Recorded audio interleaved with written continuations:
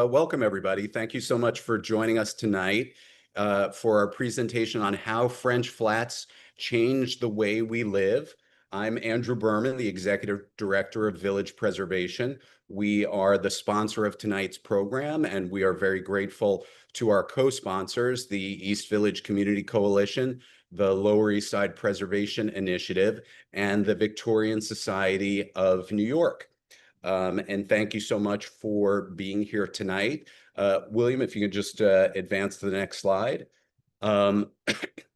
Excuse me, we are so grateful for your being here tonight. Village Preservation is a neighborhood-based community organization. We've been around since 1980, and we've secured landmark designation for more than actually 1,300 buildings in our neighborhoods. And we host over 75, actually even over 80 free programs a year. To learn more, you can go to our website at villagepreservation.org, and we urge you to support us. We are a membership-based organization.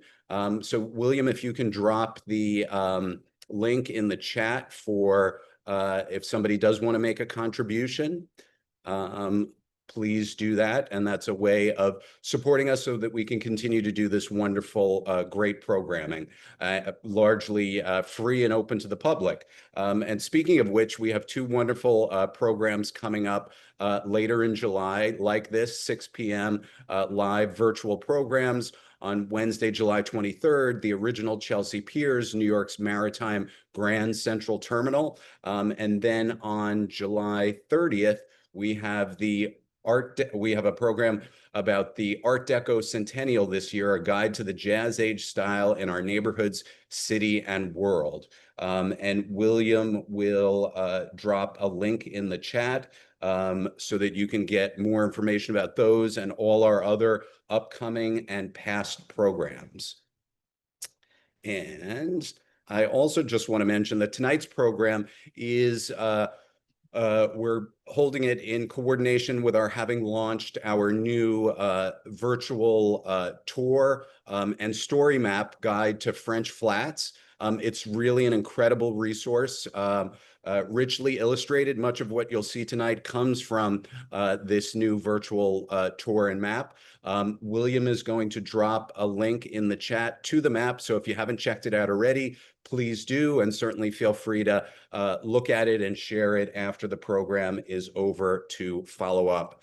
And this most recent map of ours is one of just several dozen, actually, that Village Preservation has on our website, which we encourage you to check out.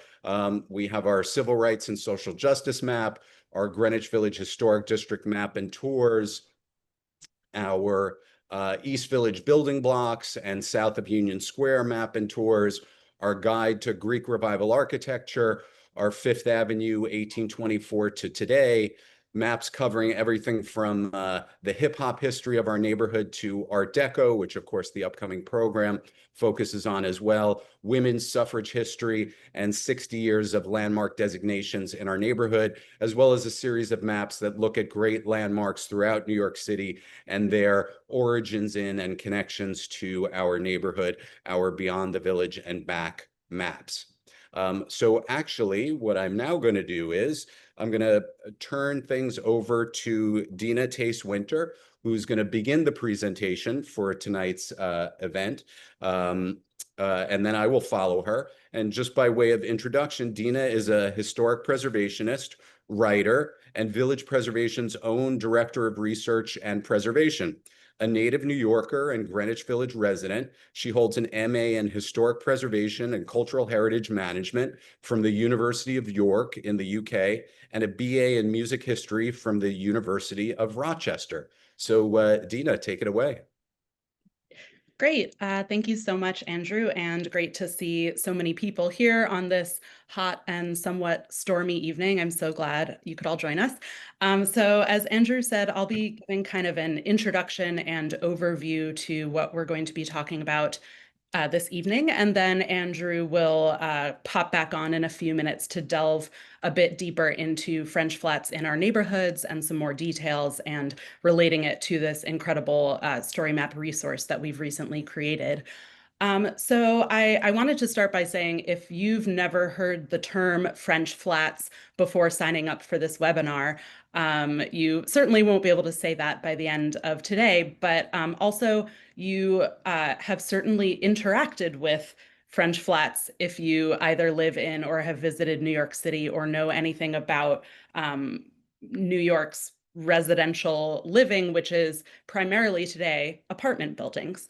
But what I'm going to talk about is kind of setting the context for what happened before French flats became a thing.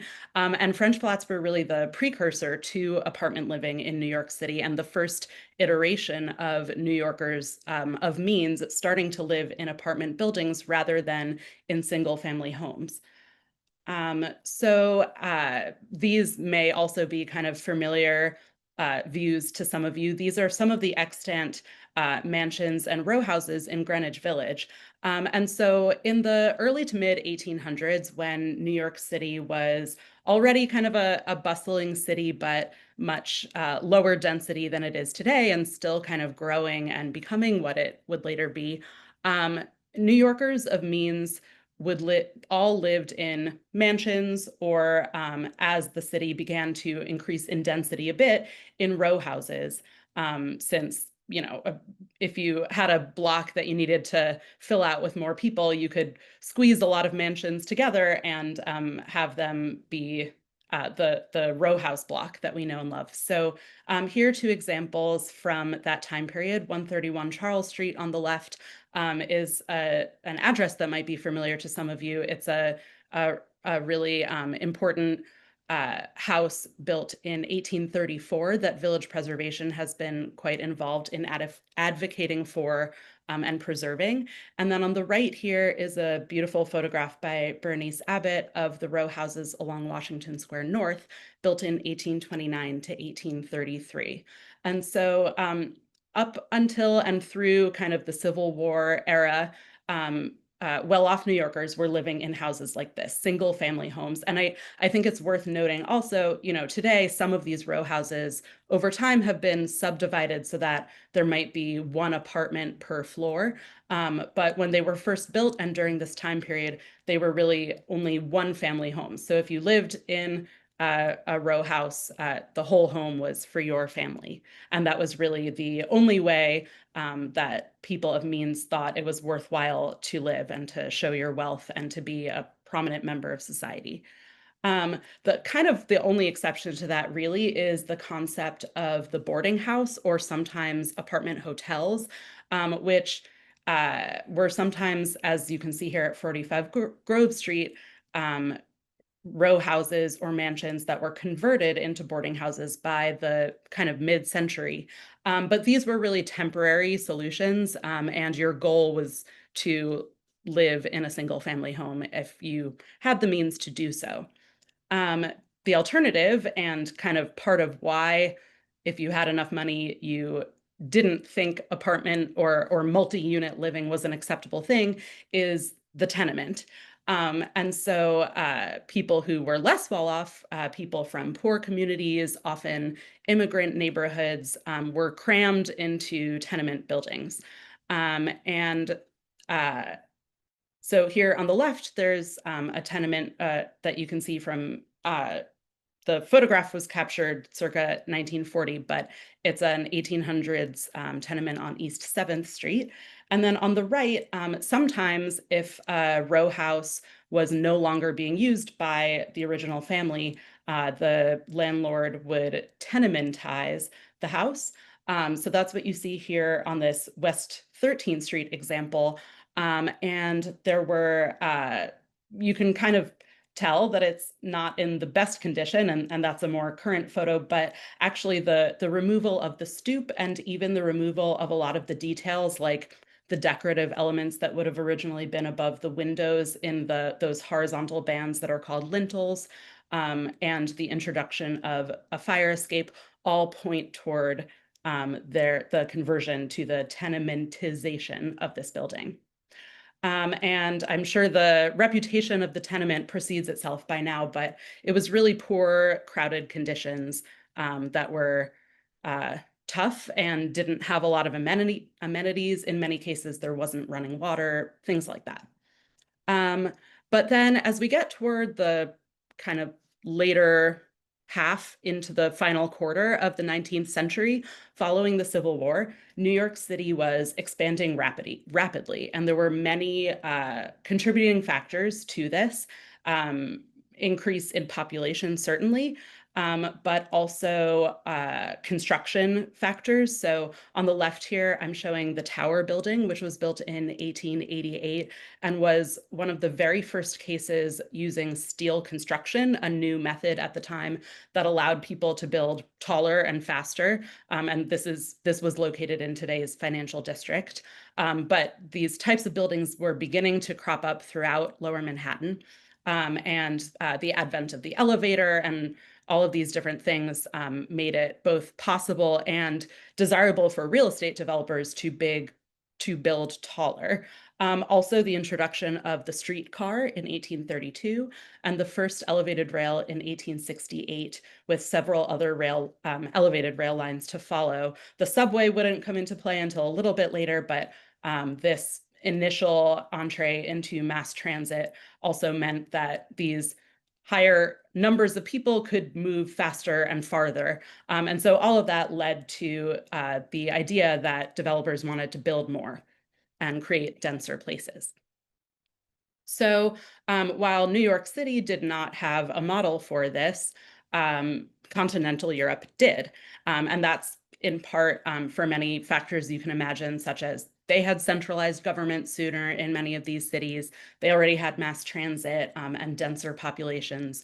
And so this was already very much a thing for well-off families in places like Paris, not only in Paris, though, as you know, the term French flat kind of refers to that, and I'll talk about that in a moment. But throughout continental Europe, avenues like this became kind of both the norm and a desired situation.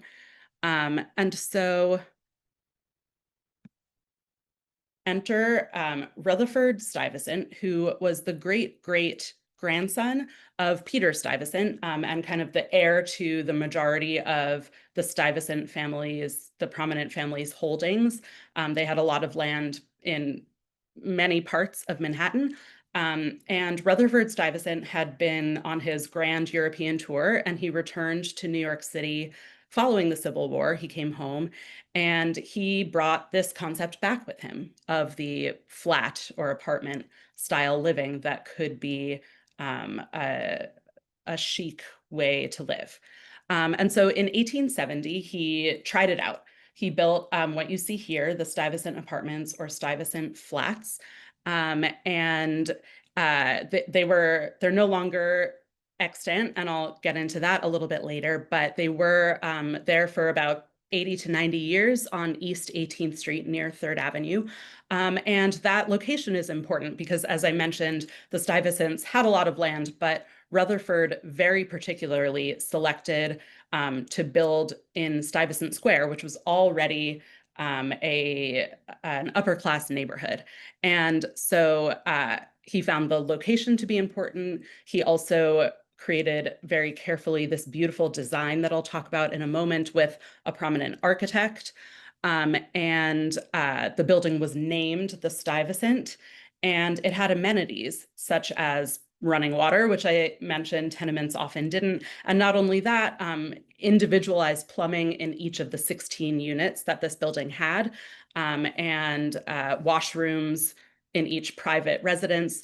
And these were all things that you certainly couldn't get in a tenement, and people wouldn't have considered as something that could happen in an apartment building. So all of those factors combined were kind of his way of showcasing and illustrating that this was a high-class type of building. However, many of the neighbors who lived in their mansions all around in the neighborhood kind of couldn't believe that Stuyvesant would attempt this in their neighborhood. They thought it was gauche and not, do you like how I'm using French terminology whenever I can? They thought it was not a great thing to have in their neighborhood. They could only think of the tenement when they saw an apartment building.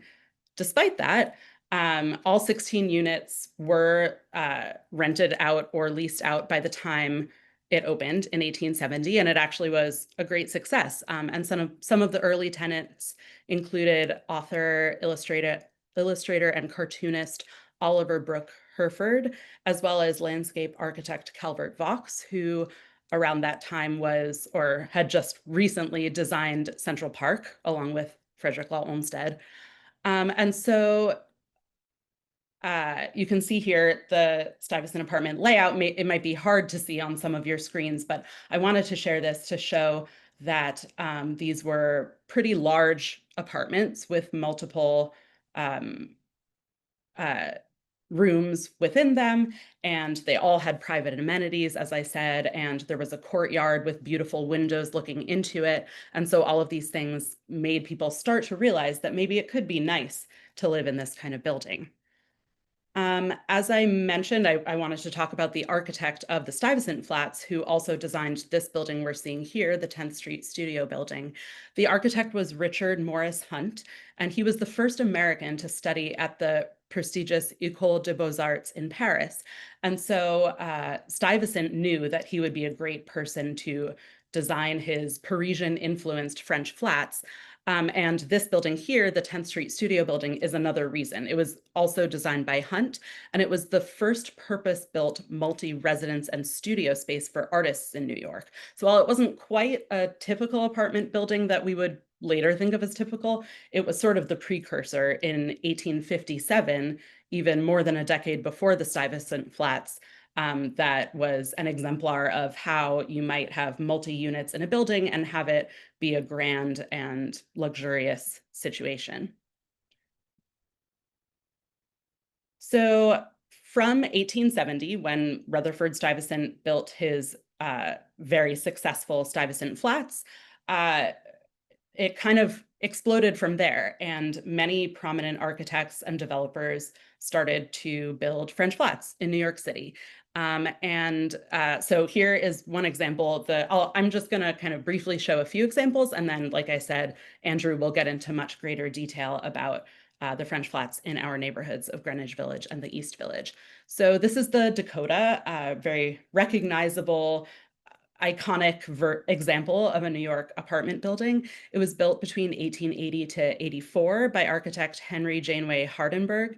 It's a National Historic Landmark as a great example of an early apartment building, and it was one of the first large developments on the Upper West Side. It's often mistaken as the first upscale apartment building, and like I said, it was built between 1880 to 84, and you'll soon see in Andrew's presentation that it certainly wasn't the first, but it's an early prominent example that symbolizes luxurious apartment living in New York. A couple other examples on the left is the Osborne 205 West 57th Street, built in 1883 to 85. And then on the right, the St. George Flats near Stuyvesant Square in 1883.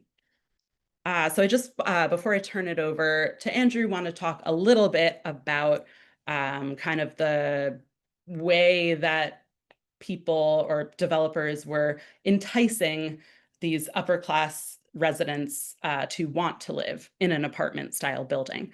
So I just thought this was really interesting. In my research, I was looking into old records of this is called an I card. And in 1902, I believe, after the Tenement Act of 1901 passed, the New York City Buildings Department started to actually go to every single residential multi-unit building in New York City and do inspections to make sure that light and air and safety of the buildings were adequate, which they certainly hadn't been doing earlier on in the tenement earlier phases. So this is a card from 1902, and I really just wanted to point out how the options at that time were tenement or not a tenement. So even then, at the turn of the century, the tenement was still maybe the most prominent or well-known version of a multi-unit dwelling, but they had this special stamp for not a tenement, which is just kind of a telling thing about how they were thinking about these buildings.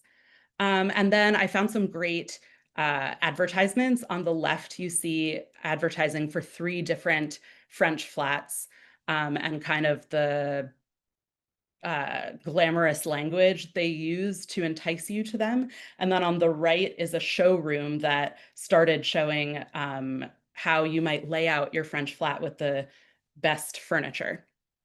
And then I know that was a lot of text, but I just wanted to zoom into the bottom left advertisement there for the Albert, which is in our neighborhood at 11th Street and University Place. And I just love this language. And this advertisement is from the 1880s, so pretty early on, soon after the Albert was constructed. This fine apartment house is one of the most complete. No expense has been spared. The plumbing is perfect. Each place has a bath, and the locality is unsurpassed. So all of this flowery language to make you realize that you really do want to live there. And so just briefly, I sort of touched on this a little bit with the Stuyvesant Flats, but all of those things that made that building desirable, such as its prominent location and getting an architect who could really design a beautiful and ornate facade, and the naming of the building are all things that you can also see here in this close-up example. Also, having a grand entrance like this really made the building stand out and made you say, that's not a tenement when you walk up to it. So before I turn it over, that was kind of my introduction to what a French flat is and how they came to be here. And then I just wanted to mention that following the kind of at the turn of the century and into the early 1900s, the New York City streetscape continued to change rapidly, and people quickly not only embraced apartment living, but New York really became the leader of upscale apartment house design. So this is Lower Fifth Avenue, taken from the Washington Arch in 1929, and you can sort of see the mixture of row houses and apartment buildings coming in.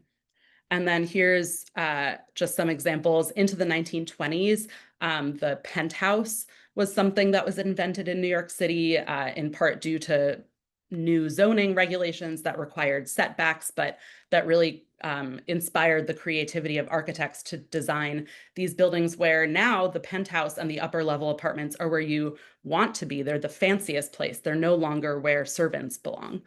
And so on the left here is, or on the right here is 1/5 Avenue in our neighborhoods, kind of still defines the Greenwich Village streetscape to this day.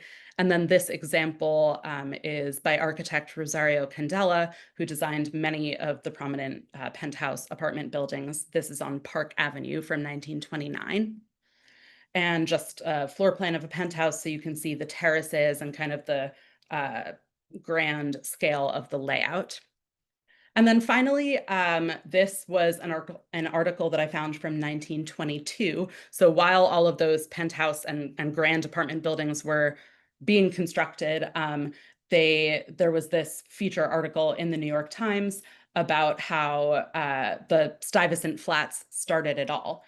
And it references how New York is now the largest apartment house city in the world. And in the middle here, at first it seemed rather vulgar to pack people into a house, but in Paris, some really nice people lived in such houses.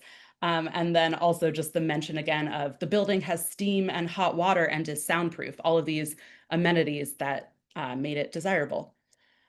So to close out my portion of the evening, this is again the Stuyvesant Flats that I keep hearkening back to.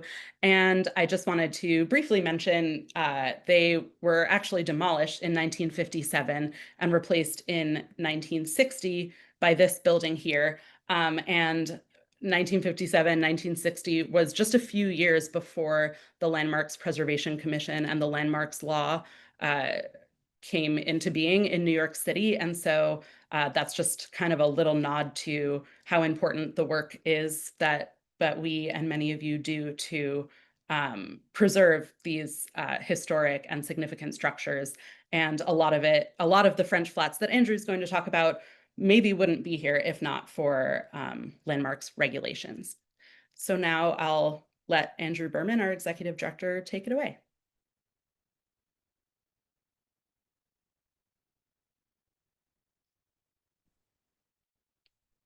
Thank you so much, Dina. I'm assuming everybody can see my screen. If not, Dina or William will let me know.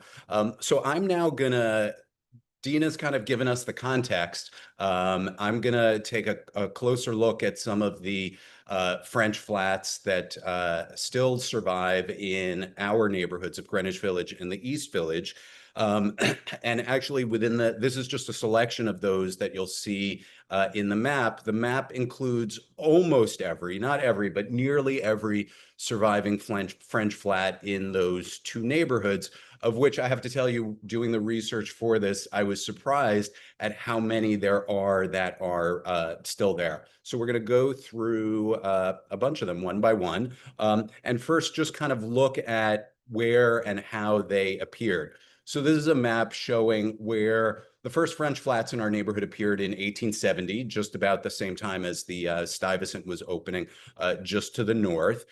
These are the French flats that still exist, that we've been able to identify, that were built between 1870 and 1880. Then you can see they really proliferate in the 1880s. So these are all of the French flats that we've identified in our neighborhoods up until 1887. And then here, they continue to proliferate into the early to mid 1990s. And there's no, that I'm aware of, sort of strict end date for when you can stop calling something a French flat and just start calling it an apartment building. But I think typically you're really looking at 19th century buildings. Once you get into the 20th century, for a variety of reasons, which we'll touch on a little bit, the distinction between apartment buildings for the middle class and the upper class and tenements was beginning to evaporate more and more, partly because of housing reforms that were being implemented during that time period. So let's take a look at where these flats were located and why. One interesting thing is there's a very, very large concentration of them in what we would today call the meatpacking district, which is probably a great surprise. We'll talk a little bit about that. I think, as many people know, 150 years ago, the meatpacking district was not the meatpacking district, although it was a lot of it was given over to commerce, produce, wholesale markets. So it is somewhat surprising, but there's reasons for it.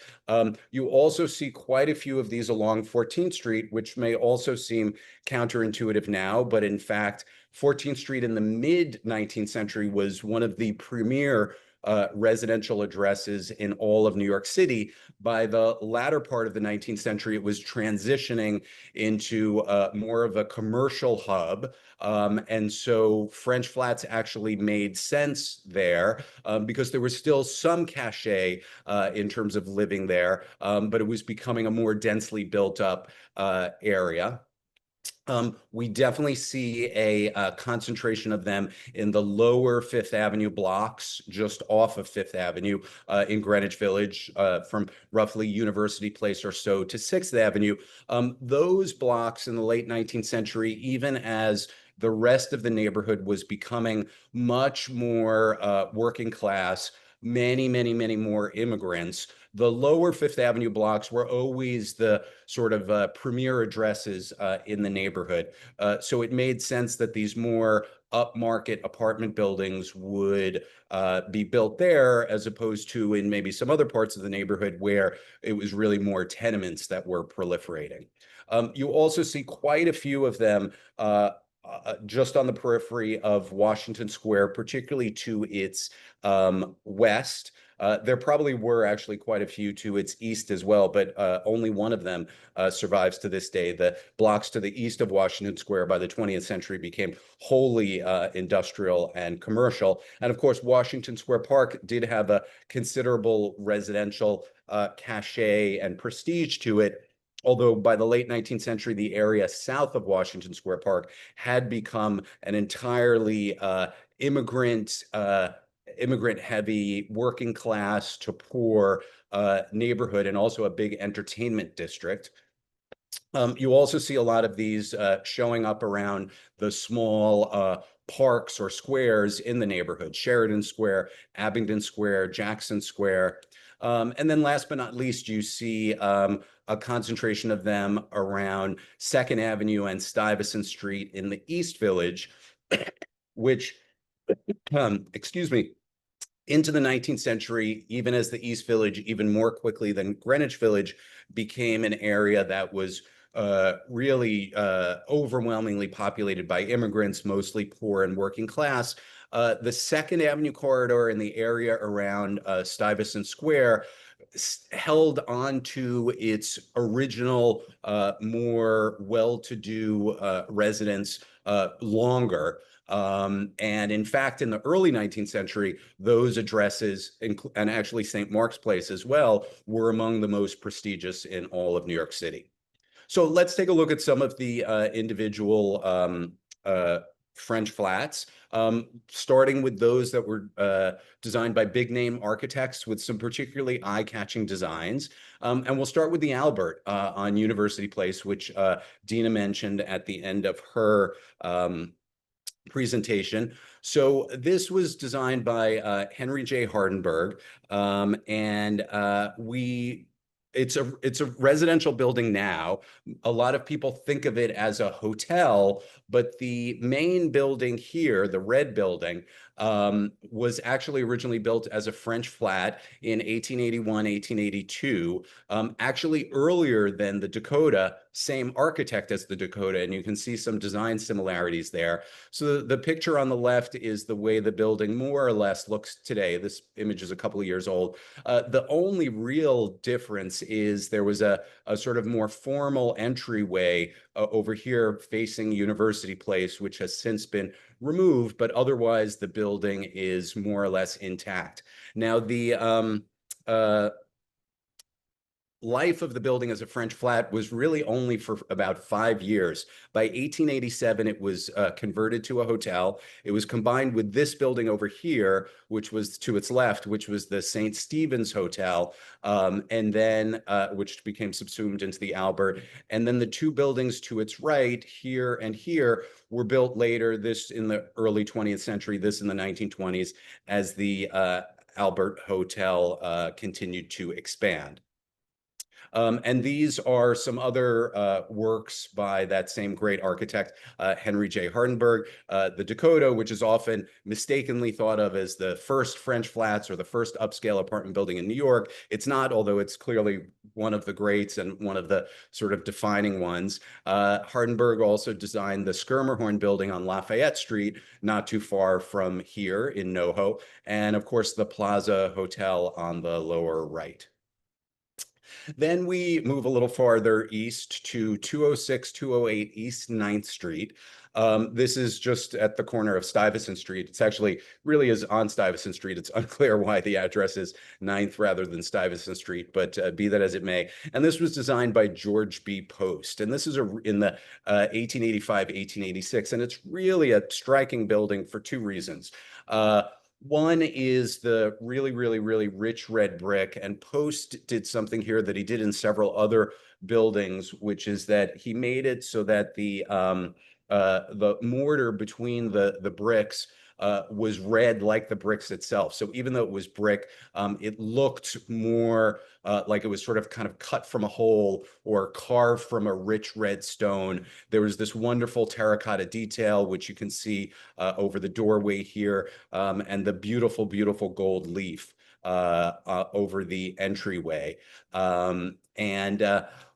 What's interesting about this building, other than its fantastic architecture and that it still survives in the East Village, is that George Post was actually one of the most celebrated, most prominent architects in 19th century New York, but so few buildings of his survive. Among the very few are what until recently was called the Brooklyn Historical Society, now the Center for Brooklyn History on the left, which you can see employs this similar combination of red brick, terracotta, and the mortar that's red to sort of mask the separation between the brick, and the Williamsburg Savings Bank building in Williamsburg, Brooklyn. These are both landmark buildings. However, Post designed a whole host of excuse me, really amazing New York City landmarks, none of which survive to this day. And that includes, starting at the top left clockwise, the Equitable Life Building, which was the first office building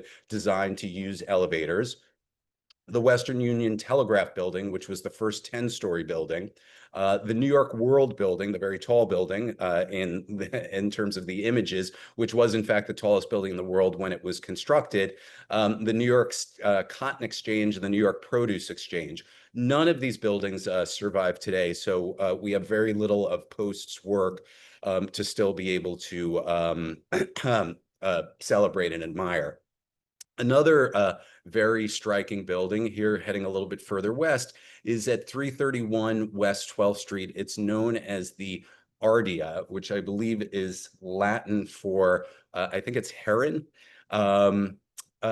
This is actually the latest French flat on our list. It was built in 1895. 11-story building, very tall. Really, really, really rich details. You can see that base has that, sort of incredible rusticated stone, this really interesting and dynamic pattern of the ironwork from the balconies, full floor, then on alternating floors under alternating windows, and then full floor again. It's really, there's very few apartment buildings in New York, much less in Greenwich Village, that I can think of that look like this. And this was designed by J.B. Snook and Sons. This, by the way, is a floor plan from the building, so you can see just how incredibly elaborate and generous and sprawling these homes were in some of these French flats. Looking at original floor plans, it seemed that it was very rare for it to be less than 6 rooms. 7 actually was more typical, and some of them were significantly more than that. J.B. Snook, also a profoundly impactful 19th century American architect. Just a few examples on the left, he was actually the architect of the original Grand Central Station, not the one that we know now that was built in 1913, but the one built in I think it was 73 for Cornelius Vanderbilt, no longer extant. But on the right, a still extant building, the A.T. Stewart store at 280 Broadway, just north of City Hall Park, which is the very first department store in New York City and a designated New York City landmark. Now we go to the east side of Washington Square. Interesting on a lot of different levels. This is the Benedict Apartments, built 1879 to 1880. It's the only surviving French flat on the east side of the square, since almost the entirety of the east side of the square was given over to commerce and industry in later years. But this one's even more unique. It was actually what was called a bachelor apartment. And in fact, it wasn't originally called the Benedict. It acquired that name over the years because Benedict is the name of the confirmed bachelor character in Much Ado About Nothing, the William Shakespeare play. So it came to be known as the Benedict. And according to at least some sources, this was actually the very first bachelor apartment in New York, which meant that it was built for and exclusively housed single men, albeit in this case, it was supposed to be single men of some means and reputation and financial ability. And I'll tell you a little bit about the amenities that they had at the Benedict. It was, let's see, they charged a yearly rent of about $350 to $550. Interestingly, one unusual thing about the Benedict that it didn't have, even though it was marketed as this upscale apartment building, was the tenants were actually given bowls and pitchers rather than sinks and plumbing for their bathing. Apparently, there were safety reasons why they wanted to do this, but it did have a 24-hour elevator, maid service, a boot black, and breakfast could be provided by the janitor who lived in the basement. Some of the artists who lived here, the top floor was artist studios. So this sort of also harkens back to the 10th Street Studios, which was a sort of precursor to the first French flat. This was a combination of a French flat, artist studio, bachelor apartments. And by the way, after this building was built, there were many other bachelor apartments built in New York. And some of the artists who lived here included John Lafarge and Winslow Homer. Now, this is what the building looked like on the left and in the middle in the early 20th century, on the right in 1940. It's particularly noticeable. A particularly prominent feature are those multi-window bay windows. This is what it looks like today. NYU took over the building in 1925, and on two occasions planned to demolish it. In both cases, they were ultimately convinced not to do that. But in the course of their ownership of the building, so of course, at first it was a dorm. It's no longer has any residential function. It's now offices, classrooms. It was galleries at some point, but they did unfortunately remove those bay windows. Now you'll note that the architects for the building are McKim, Mead, and Bigelow, which might sound familiar, but a little bit off. McKim, Mead, and Bigelow was the precursor of the original Starchitect firm, McKim, Mead, and White, which came into existence just a year later. This was a very brief precursor to the McKim, Mead, and White's existence. And before I get a little bit more into McKim, Mead, and White, these are some other examples of bachelor apartment buildings in New York City. On the left is the Wilbraham on Fifth Avenue, and I believe it's 29th Street. On the right, and that is now just an apartment building. On the right is what's now the Royalton Hotel on West 44th Street. Now the it's now the Royalton Hotel. It was originally the Royalton Apartments, bachelor apartments. These are both still extant. McKim, Mead, and White, we could not only do a whole program, but many programs, of course, on their incredible oeuvre of work. Two really prominent examples. Lower right is, of course, Pennsylvania Station, and upper right is the Low Library at Columbia University. Now, it's interesting that Stanford White was not yet a member of the firm when the building was designed, because in fact he did very much become connected to the Benedict, which was the subject of some scandal. A club was opened there in one of the apartments a few years after it was opened, and it was called the Sewer Club, which some sources say, among other things, was a reference to the fact that the building didn't actually provide plumbing for its residents.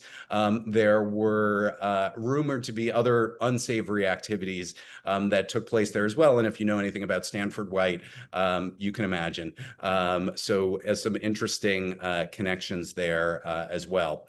Moving on to the corner of 13th Street and Greenwich Avenue, we have the Jackson Studio Apartments, which fills out that little Flatiron intersection, that acute angle at 13th Street and Greenwich. Now, you can see from the 1940 photo, this building is in pretty much the same shape, other than the ground floor, that it was almost 150 years ago when it was built. The name George Pelham may sound familiar, but it may sound familiar for the wrong reasons. George Pelham was a New York architect who apparently worked for the Department of Parks. He was not that prolific of an architect in New York. However, he did sire a architectural dynasty in New York. His son, George F. Pelham, these are just two examples of some of the really rich, wonderful array of architecture that he built. 81 Irving Place on the right, the Hotel Bedford on the left, and then George F. Pelham's son, and he also did the Hudson View Gardens in Washington Heights, located at the bottom. And then George F. Pelham Jr., who was George B. Pelham's grandson, designed, among many other buildings, this rather handsome Art Moderne Park Avenue building, as well as the Castle Village complex, which overlooks the Hudson, also up in Washington Heights. It's actually directly across the street from his father's Hudson View Gardens, which was built just about 15 years earlier. And here we have another French flat by the firm of David and John Jardine. It's humble building on the corner of 6th Avenue and Waverly Place. If you look a little more closely, though, particularly at the cornice, you can see there's some pretty remarkable details there, some sunburst motifs and some other really pretty amazing architectural details. This building was built with just one apartment for every floor. It was had the most luxurious accommodations for an apartment building at the time. Of course, this building is probably best known as having been the home for the last almost 50 years of the Waverly restaurant, which is shown here. But David and John Jardine were really prolific and celebrated architects in New York. The Wilbraham Apartments, which I mentioned earlier, which is a New York City landmark, was designed by them, as was the Bauman Brothers Furniture Store, a cast iron building on 14th Street, just a couple of blocks east of here. Then we get into James Renwick Jr. and his firm of Renwick, Aspinwall, and Russell. So this building here is called the Lancaster at 3941 East 41st Street, 3941 rather, East 10th Street. And it is a really striking building that's an unusual combination of Queen Anne revival and colonial revival, with this beautiful, beautiful entryway that you can see here on the left.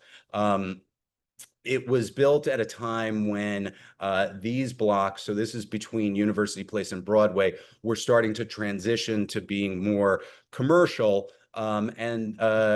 Renwick, who designed it, who was profoundly impactful in this area in the area between 9th and 14th Street, 2nd and 6th Avenues. He designed literally dozens and dozens of buildings, of which this is one of the really amazing survivors.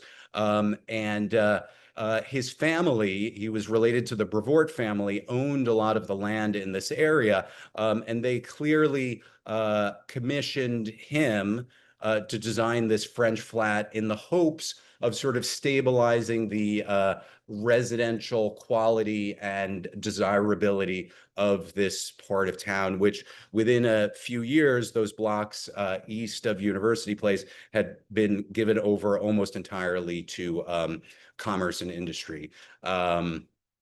Here's that building in the 1940s. And here's another one by Renwick, just a block away from here, the Ava, 9 East 10th Street, built in 1888. You can see there's this really, really incredible detail on the building. This is all at the ground floor. It shows the name of the building, the number, this incredibly intricately carved wood, teak wood. Now, this was unusual even for Renwick. It appears that the building was probably required to use this sort of teak wood detail because it was next door to the home of Lockwood DeForest, who is an artist. You can just see the corner of his building in the left in the picture on the right. That was a private house, and he designed it in this crazy, lavish South Asian Indian style with this carved teak wood. He owned this site. His house was built a year or two earlier. He sold it for development. It seems likely that he required, or at the very least compelled, the developers to sort of continue the theme in this apartment building next to his house. So James Renwick, if you don't know, is among the architect of, among many other incredible landmarks, Grace Church, which is just around the corner, and St. Patrick's Cathedral, as well as the Smithsonian Building in Washington, D.C., at the bottom of the page here. So now we're going to move from into some of the more prolific architects who were responsible for French flats in the neighborhoods, as well as some of the themes that you see with some of their works. Now, this is an architect, if you're a real New York City architecture buff, especially the late 19th century, you know the name William Josie. It's not a name, he's not considered one of the most famous or celebrated architects, but he was one of the most prolific, and he certainly did design some amazing, amazing works. Now, this building here is 111 West 11th Street, is 11th Street between 6th and 7th Avenues, which might seem like a somewhat less obvious location for for a French flat at the time. It's not overlooking a park. It's not on the Fifth Avenue blocks. It doesn't have any of those typical things. It also doesn't have a fancy name attached to it. But let me show you what it did have. It was directly across the street from Rhinelander Gardens, designed by James Renwick, who we were just looking at before. Now, these were not French flats. This was really one of the most incredible buildings in all of New York. This is in its later years when it was no longer quite as luxurious as it once was, but it was this incredible row of houses that have since been replaced by PS 41. So while 111 West 11th Street didn't have a park to look out over, it had this, which both gave it unobstructed views as well as what was at the time considered one of the great landmarks of New York that all of the south-facing apartments had a view of. Here's some other French flats on our tour by William Josie. This one at 23 Barrow Street, which is just off of Sheridan Square. You can see some lovely details here. Now, these are some French flats. Looking at them, you might say, well, from the outside, it doesn't look that much different than a tenement. And in some cases on the exterior, they don't. The ground floor is a little unusual for a tenement. That configuration, that sort of look of a kind of stone base is really something that you more commonly find in a French flat. The real difference here was in the amenities in the apartment, although like a lot of great New York City tenements, there's some really, really incredible detail, as you can see in the close-up of the cornice on the left. Here's another William Josie pair of French flats. This from 1878 on the Second Avenue corridor. This is between 12th and 13th Street in what we would today call the East Village. You can see what they look like on the left in 1940. Looking on the right, you can see they've sadly been shorn of almost all of their detail. By the way, the 1940 photos, they'd already lost what would have been a raised entrance or stoop, which would have further given them a certain amount of sort of prestige in terms of the look of the building. But these buildings are perhaps most famous for having housed for many years the Jade Mountain Restaurant, which was known throughout the 1940s, starting in the 1940s, throughout the 20th century as this sort of great gathering places for musicians, particularly folk musicians, left-leaning, sort of activist musician types like Pete Seeger, who performed there frequently. Now we move on to the Portsmouth, which Dina showed you the front entrance of before. This looks a little bit more like what you think of when you think of a French flat. You could easily picture this on the Upper East or Upper West Side, these sort of large, sturdy, handsome buildings that definitely don't look like a tenement per se. They've got the name, it's a name with these sort of, depending on how you look at it, either British or Yankee New England sort of associations. So, sort of meant to imply, these kind of sort of upscale heritage to the building, and really, really some incredibly fine detail, like many of the French flats designed in the Queen Anne style, mostly because Queen Anne was so popular in the 1880s, and that's when so many of these were built. You can see next door to it by the same architect is the Hampshire. And by the way, before we move on to the Hampshire next door, this is the building in 1940, and this is Margot Gale, who was one of the many luminaries who happen to live in this building. If you're a preservationist, you probably know that Margot Gale spearheaded the effort to save the Jefferson Market Library, which was just around the corner from here, as well as to get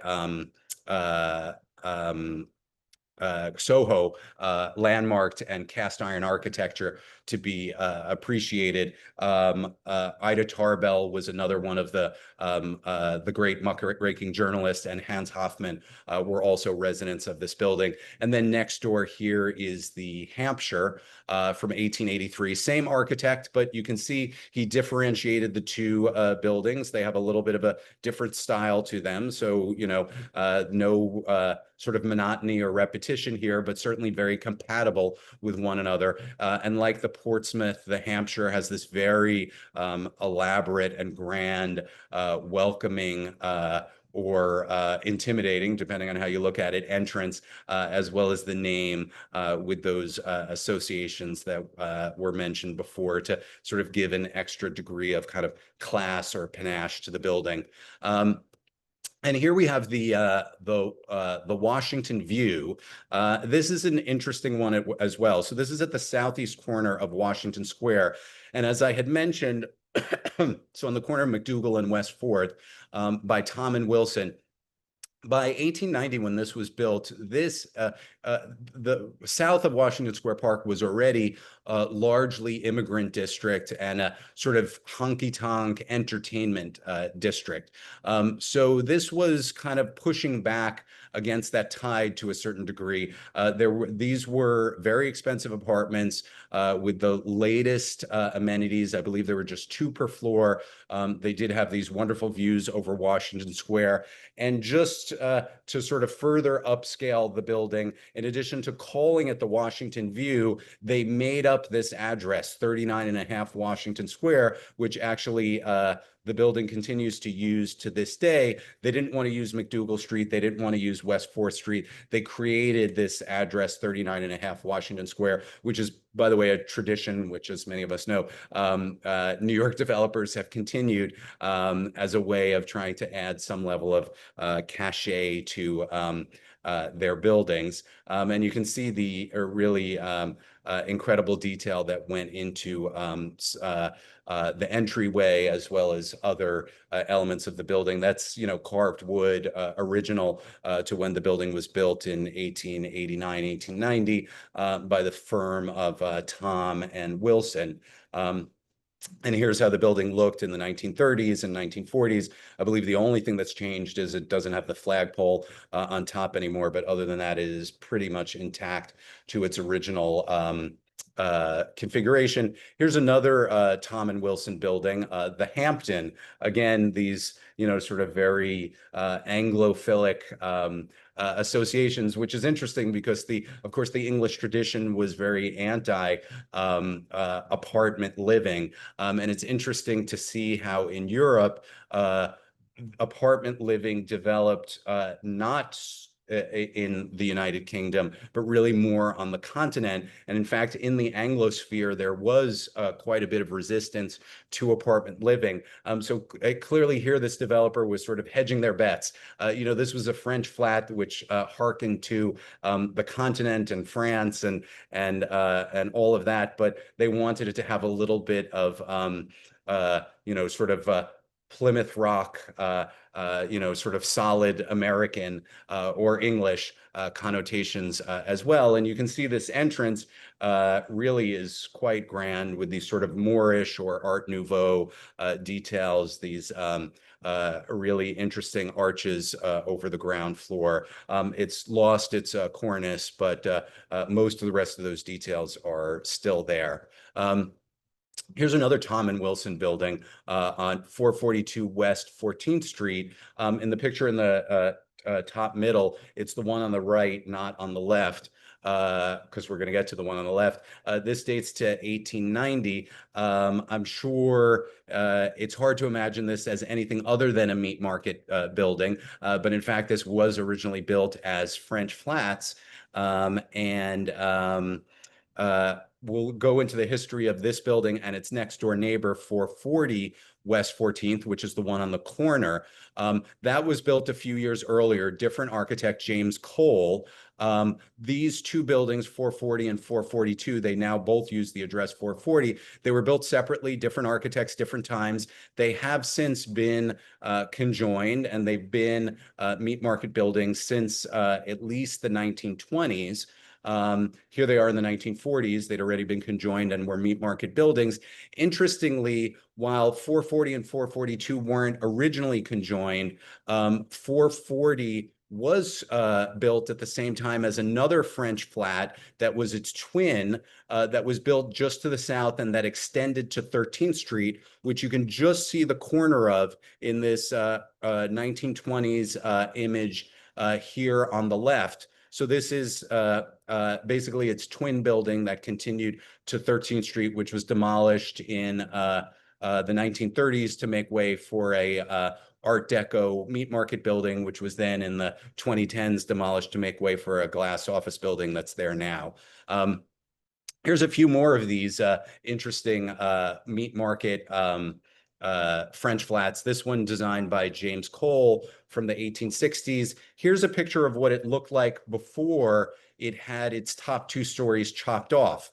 And you can see a little bit better here what how it might have made sense as a French flat, but as as this area became the meatpacking district and became increasingly untenable for people to live in, and just undesirable for people to live in, the buildings were converted to market uses. And for market buildings, really the ideal height was something more like 3 stories. Plus, a lot of these conversions took place during the Depression, a time of economic contraction. So it was actually not uncommon during that time period, probably the only period in New York's history when it was not uncommon to shorten buildings, because you didn't want to have empty space that you had to pay taxes on that you couldn't afford. Now, here's another building by James Cole, and it's one of the most interesting ones, I believe, in this whole list. It's called the Jeanne d'Arc, or Joan of Arc. It's certainly seen better days. It may be, you really have to think about it to recognize that this was once actually a luxurious upscale apartment building on the corner of 14th Street and 7th Avenue. As I mentioned, 14th Street was one of the most sought after addresses in New York in the early 19th century into the mid 19th century. By the late 19th century, when this was built, it was definitely becoming more commercial. It was certainly no longer quite as prestigious residentially, but that was often when developers said, let's see if we can put a French flat in here, try to hold on to some of the residential quality of the area. And actually, this was a very successful building in its early years, 2 apartments per floor. They had servants' quarters, certainly an upscale clientele. You can see some of the very intricate details on the building. They've been worn away to a certain degree, but you can tell that there was a great deal of care and expense went into the construction of this building. Here's another look at it, as well as from 1940. And I want to just mention, so the fact that this building, and over here on the left, you see a picture of an image of the statue of Joan of Arc that's still on the building to this day, with her sword and her shield. Underneath it, it looks like it says Lear, but that actually said Jeanne d'Arc. All of the other letters have rubbed away. You can just see part of the J, part of the N, and the EA in between. Now, the fact that this building was built in 1888, 1889 with this very explicit nod to Joan of Arc was probably not just because they were trying to play off of the French flats theme, or because they thought, sort of people would like this kind of decorative French motif. 1889 was the 100th anniversary of the French Revolution, which was considered the founding of the modern French state. And throughout the world, and certainly within the Francosphere, but beyond, there was much attention paid to that anniversary. There was, of course, the enormous exposition in Paris that year, the 1889 exposition, which gave the world the Eiffel Tower. And really throughout the world, there were acknowledgments of the significance of the 100th anniversary of the French Revolution. So in all likelihood, given that the Joan of Arc was the patron saint of France and the French nation is associated with Joan of Arc, this building was actually probably a nod to, or at the very least influenced by, that centennial celebration that year. I'm going to skip through a couple of here. This one, just sort of very quickly, this is actually the very oldest French flat on our tour, and that we've discovered in all of our neighborhoods. It's from 1870. And interestingly, here they seem to have taken a different approach, which was that they built a building, which obviously, like others in the meatpacking district, was later converted to market uses, but clearly was intended to blend in as much with the houses which surrounded it as possible. So instead of trying to make it look like a grand apartment building, they just tried to make it look like a very large house. But it was, in fact, pretty grand floor through apartments. But like every other French flat in the meatpacking district, it didn't last too long into the 20th century in that form. Here, just very interestingly, I want to point out, so this is another French flat at 14 Jones Street. We weren't able to find a picture of it from before it was shorn of its cornice on top, and when it got this new ground floor at its base, probably sometime in the 1920s. The interesting thing about this French flat was, so it was built in the 1880s, obviously intended to try to attract, middle or upper middle class residents. And then in the 1920s, the same thing was happening in Greenwich Village, where developers were trying to attract a sort of upscale new resident to the neighborhood, typically one who liked the kind of artsy aspect of Greenwich Village or considered themselves an artist. And they changed and renovated buildings to give them what was at the time referred to as a Mediterranean flavor or a Bohemian flavor, that was meant to imply and attract artists. So some examples of that are 14 Cornelia Street over here. It's an 1850s building, but that ground floor was added in 1928. Twin Peaks on the right, this dates from 1925. This was actually a federal style row house that was expanded into this 5-story apartment building. And then this row of what had been houses on 8th Street, East 8th Street between 5th and University, that were redesigned in 1916 by Harvey Wiley Corbett.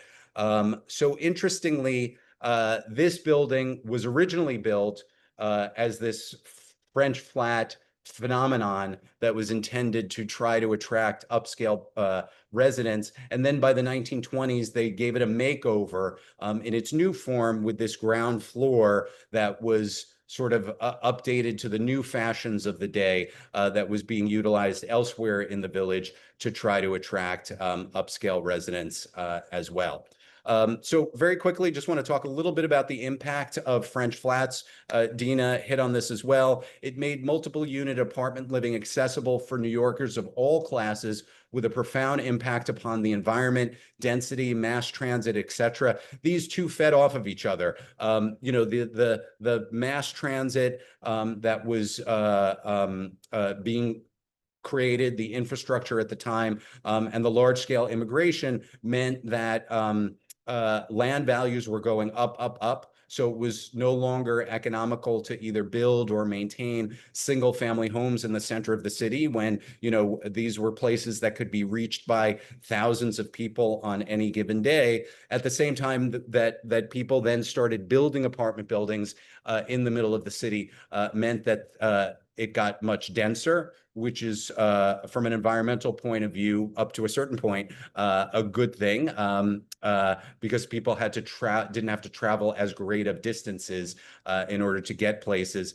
and it allowed mass transit to take root. The other thing that I want to mention that it's interesting, worth noting about French flats is one can I think, glean that the creation of the French flat and its evolution actually probably had an impact on the evolution of the non-French flat, the tenement, in terms of the way it evolved in the late 19th century to become a more humane and livable place. You can see on the lower left, what this shows is, on the far left, this is the layout of a house. On the next to it, to its right, is a house when it's been converted to a tenement, so sort of chopped up into smaller rooms. Then it's a house that's had a back house added behind it. And then if you just go to the right of it, you have the different iterations of tenements that were built over time. The ones over here on the right-hand side that gradually start to add these light wells, those were mandated by law in the 1870s. And then on the upper right, you have what the 1901 new tenement law required, which was this much greater degree of light and air into every apartment. And the law also started to require things like indoor plumbing and other kinds of basic amenities within these apartments for working class and poor New Yorkers. Basically, what was happening was the requirements for tenements became more and more similar to what we had seen in French flats for middle and upper class New Yorkers. So in a lot of ways, the fact that there was this example of the fact that you could have apartments with light and air for residents and with these kinds of amenities that made living safer, more hygienic. The fact that that was possible in an apartment, and you could no longer say, well, you can only have that in a house. That's the price you pay. If you're too poor and you have to live in an apartment, you're naturally going to have no light and air, and you're naturally not going to be able to have basic amenities in it. The French flat proved that it was possible, but it took obviously a lot of effort by reformers in order to require it for the housing that came after it.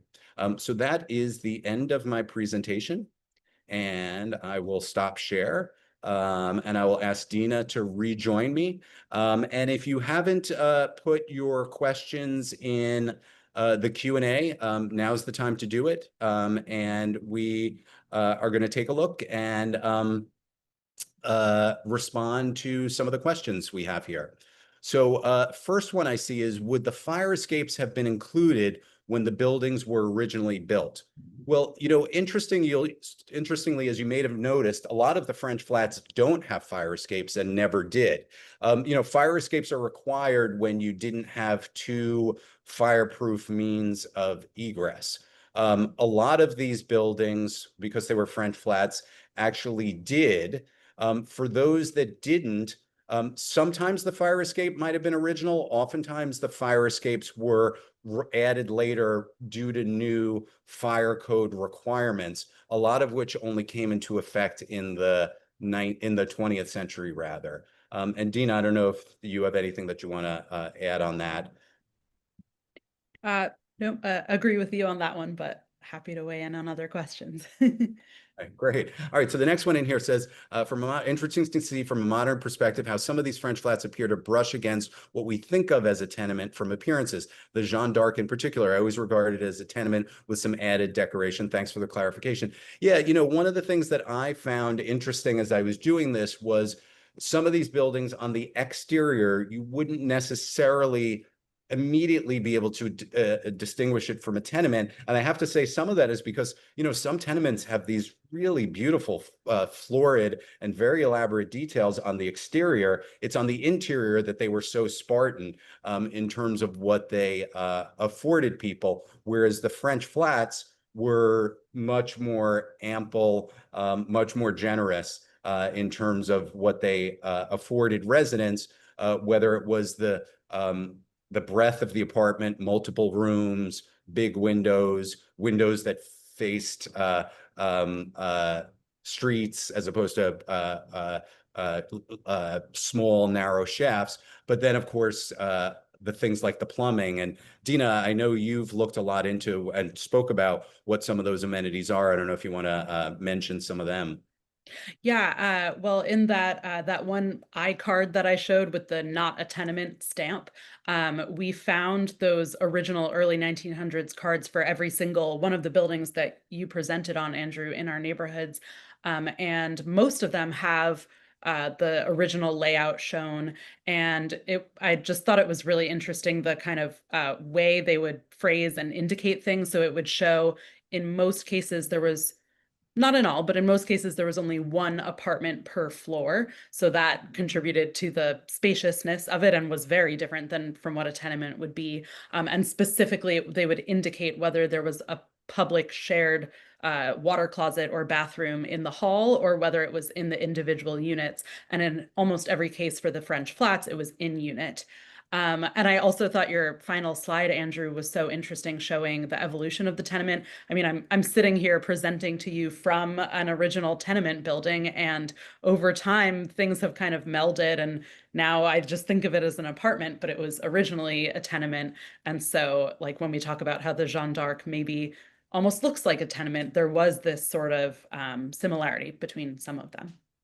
Well, and that's the other piece of it, is that as time went on, the tenements became less Spartan, less harsh, because of these requirements. So by the 20th century, there wasn't this incredibly hard line distinction between an apartment building for the well-to-do and an apartment building for the poor. There were many shades in between, and at least the newer housing that was being built for poor and working class New Yorkers at least started out as having a greater degree of amenity by the 20th century, more similar to some of the basics that sort of the middle class had come to expect.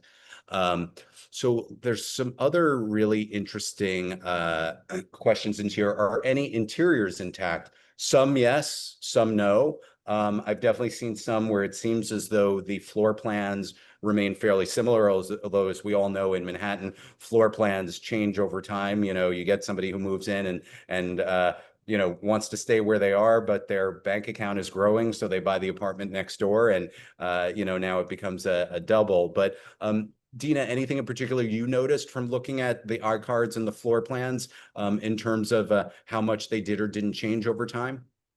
Yeah, for some of them, it kind of depended on the address. Some have better records than others, but we did see some with an evolution of, like I said, many of them were through floor apartment built units. So the entire floor was originally one apartment. And then over time, they would often be subdivided into two or three apartments, still nicely sized, still perfectly high quality places for middle class people to live. But I think that's also the density of New York and the expanding population was a contributing factor to that as well. And I think that's happened across all building types in New York. For example, I also mentioned how row houses were originally single family homes. Then over time, they often became, each floor would be a different unit. And so it's just the way we adapt to living in a busy and dense city.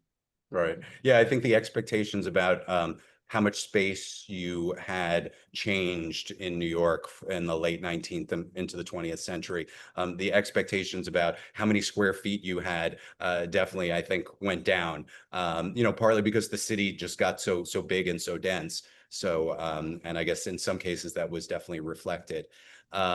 There's a few ones that could get some quick answers, and then some ones that we'll get into a little more deeply. Were there any apartments built for single women? Absolutely. There were single women residences built throughout New York City. Whole other presentation that could be done on that, a whole great history. There is, in fact, one that still exists in Greenwich Village, connected to the Salvation Army on 13th Street, between 6th and 7th Avenues. And I know there's one on West 34th Street. So yes, on that. John Bacon asked, any more communal amenities, dining rooms, or shared servants? So I'll say briefly what I came across. There were definitely mentions of a quote unquote janitor who often was not just what we would think of as a janitor today. They would make you breakfast. They would do other things for residents of the building. Some of these buildings, like, the Benedict, did have these shared spaces. These, in the case of the Benedict, it was these sort of shared artist studios. I think that most of this, though, was geared towards giving you a luxurious lifestyle within your own living unit, as opposed to it being communal. I think there tended to be more services that were available to everybody in the building. I'm not saying that there were never cases where there might have been like a shared space for everyone. But I think especially because in the late 19th century, people were still so shy. I mean, don't forget communal spaces was what defined tenements. You didn't have your own bathroom, you didn't have your own sink.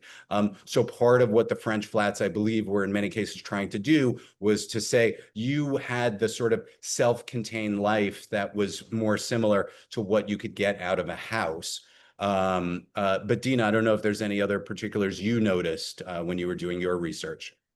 Yeah, absolutely. I think also to build on what you were saying, the kind of vastness of the units at first was because people were coming from houses and they wanted to feel like it was similar to the lifestyle that they were used to. But yes, absolutely. Most of these original floor plans that I saw from the early 1900s mostly showed really emphasized the private amenities because that was what would draw these higher class folks to these types of buildings. Yeah, I definitely think that was kind of the selling point. Somebody asked if this will be on our website. Absolutely, it'll be on our website. It'll be on our YouTube page, and anybody who registered for it will get a link sent to them of the video once it's up. Let's see. Please discuss the penthouses discussed by Dina. That one's for you. Oh yeah, sure. That was could also do multiple full presentations about the penthouse style apartment in building in New York City. But basically, I briefly mentioned the zoning resolution of 1916, which is one of the factors that led to this need for setbacks, where you see the penthouse units and upper floors of these grander apartment buildings are set back. And then when that happened, it kind of created this opportunity for private terraces and things. And so, yeah, there were a lot of prominent architects in New York City who were developing these and having these great ideas to make the grand apartment building the place to be in New York. Rosario Candela and Emery Roth are just two examples of architects who had a prominent presence in our neighborhoods and on the Upper East and Upper West Side, where you see a lot of these buildings. But yeah, we can certainly talk more about it. Andrew, I don't know if you want to add anything in particular about that history, but. No, no, the only thing I'll say is what I found interesting as we were digging into this was, New York came late to the game and had to be sort of dragged into apartment life. But then by the 20th century, it was really leading the pack and sort of creating these new paradigms for apartment living, most prominently, as you described, Dina, the sort of the penthouse as the sort of the ultimate glamorous form of apartment living. So I see here, did the flats provide for servants? Absolutely. We saw in some of the floor plans, there were oftentimes, not in every case, but there were servants' quarters. So these were people who had servants who lived with them in their apartment. I guess at that time period, if you were middle to upper class, you had servants. So if it was going to house people of that economic level, there had to be a place for the people who serve them. Then we have a question: why did Stuyvesant leave the U.S.? To get out from the Civil War and went over, then came back, or were there other reasons he then got involved in building? I don't know the answer to that. I don't know if you do, Dina. I think in my reading, it was, young men would go on this grand European tour and travel abroad to see the world and learn about arts and culture. And so he happened to have done that during the time. As far as I know, I don't think it was precipitated by the war, but maybe it was. I'm not 100% sure. But once the war ended, it was the right time for him to come back home. And as we mentioned, his family had all of this land. And so that's how he got into the business of developing buildings. Thank you. I see a couple of questions in the chat. Where did the bachelors bathe if it was only a wash basin? I don't have more details than that, although people did wash using wash basins at the time. Starting in the, I guess, late 19th and into the early 20th century, there were public baths. But I think the idea was that they were supposed to wash in their own apartment. with the more modest resources they were given for that. Can you do a future presentation about the 10th Street Studios building? We have done a past presentation about the 10th Street Studio building, and we've done a lot. We have a lot of information about it on our website. This is from Barbara Berezowski. So if you just go to our website and in the search, just put in 10th Street Studios, you'll find a link to our past programs on it and to a lot of our writing about it. It is a fascinating building. And if for any reason you can't find it, just reach out to us by email. We'd be happy to send you the links directly. Let's see, anything else in the chat that I haven't gotten to? We're getting near the time. Okay, hold on one second. Nope, we got all of those. Chat. So informative. Cost. What was the cost to live in some of these French flats? I really only know a couple of examples where, as I mentioned for the Broderick, I came across something that said they were charged a yearly rent when it opened for the 33 apartments of between $350 and $550. I don't know how representative that was. Now that's yearly, keep in mind. They probably varied quite a bit. I think looks like we've gotten to all of the questions. So I want to thank everybody for joining us tonight, and congratulate you on hopefully having avoided the terrible storm outside, which I've been watching as we do this. This will be recorded. It will be shared. Please share it with your friends and neighbors who you think might be interested. Please share the French Flats map. Take a look at it. It's really fun to explore. I'm going to ask William to drop in the chat one final time the link to our donate page. We're really only able to do this because of the support of members like you. So do feel free to help us continue to do the work that we're doing educationally and advocacy wise. I want to thank Dina Tace-Winter, my co-presenter, for doing such a marvelous presentation. I want to thank William Roca, our director of programs, for putting this together. And I also want to thank our three co-sponsors, the Victorian Society of New York, East Village Community Coalition, and Lower East Side Preservation Initiative. I hope we'll see you at those two other programs coming up later this month, and more into the future as well. So have a good night, everybody. Thank you very much. Thank you all so much. Good to see you.